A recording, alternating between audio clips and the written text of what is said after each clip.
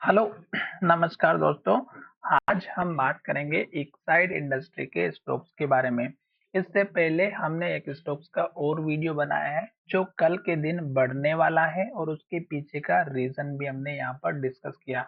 आज ये जो स्टॉक्स हमारा बना है कैंडल के पैटर्न के हिसाब से, उसके बेस पर कल इस स्टॉक्स में एक अप ट्रेंड देखने को मिल सकता है, क्योंकि स्टॉक्स ने एक तो हमारा सपोर्ट लिया है और दूसरा स्टॉक्स ने हमारी जो कैंडल बनाई है वो बनाई है हैमर कैंडल, और ये स्टॉक्स के लिए बहुत ही इंपॉर्टेंट होती है। साथ ही आपको यहाँ पर अगर आप मूविंग एवरेज का यूज करते हैं तो कम से कम आपको एटलीस्ट यहाँ पर 2 या 3 मूविंग एवरेज जरूर ऐड करके रखना चाहिए, जिसमें से आप यहाँ पर देखेंगे तो एक तो हमारा यहाँ पर मूविंग एवरेज का चैनल है।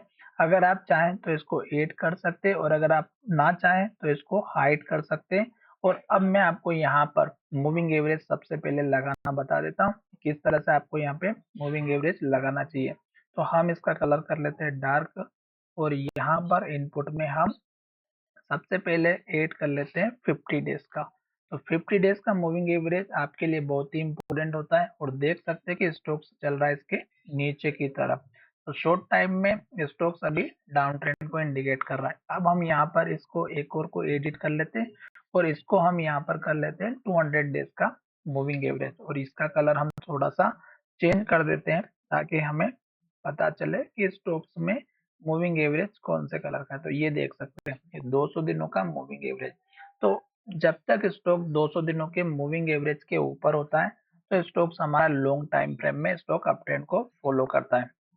साथ ही जब स्टॉक्स हाई बनाते हुए जाता है तो इस तरह की जो कैंडल हमारी टॉप पर बनती है इन्वर्टेड हैमर कैंडल, तो आपको सतर्क हो जाना है। क्यों? क्योंकि ये कैंडल हमें स्टॉक्स को गिराने के लिए ही बनाई जाती है, और जब लो का ब्रेकआउट होता है तो गिरावट आती है। और देख सकते हैं कि बड़ी गिरावट दिखाई दे रही है, और स्टॉक्स ने यहाँ पर एक के बाद एक जैसे रेड कैंडल बनाई थी और लो बनाया था। तो इस तरह की स्टॉक्स की कैंडल में कभी भी एंट्री ना करें।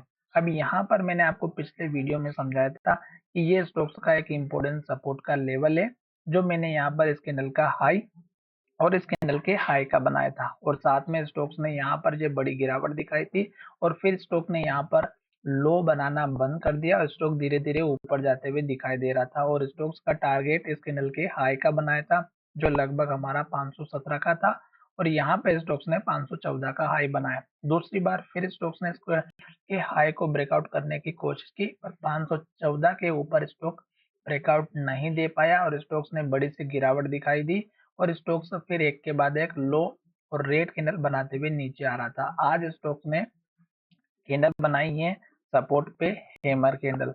तो अब आपको ध्यान में ये रखना है कि यहाँ से कल के दिन इस स्टॉक्स में एक बहुत बड़ा अप मूवमेंट दिखाई दे सकता है।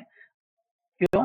क्योंकि एक तो कैंडल सपोर्ट पे बनी है, हैमर बनी है, और साथ ही स्टॉक्स में हाई का ब्रेकआउट होगा तो स्टॉक्स ऊपर जाएगा। तो उस केस में आप पहला टारगेट इस कैंडल के हाई का 502 रुपए के आसपास का रखेगा, उसके बाद टारगेट 507 रुपए के आसपास का रखेंगे, और फिर आप टारगेट रखेंगे 514 से 15 रुपए के आसपास का।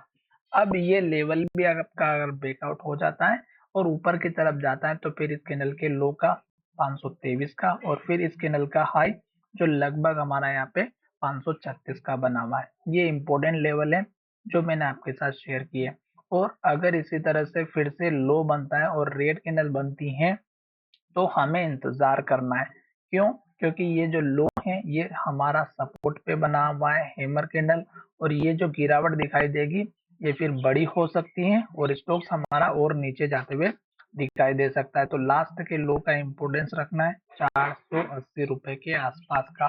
तो चलिए वीडियो को यही विराम करते हैं। धन्यवाद, मिलेंगे नए वीडियो में।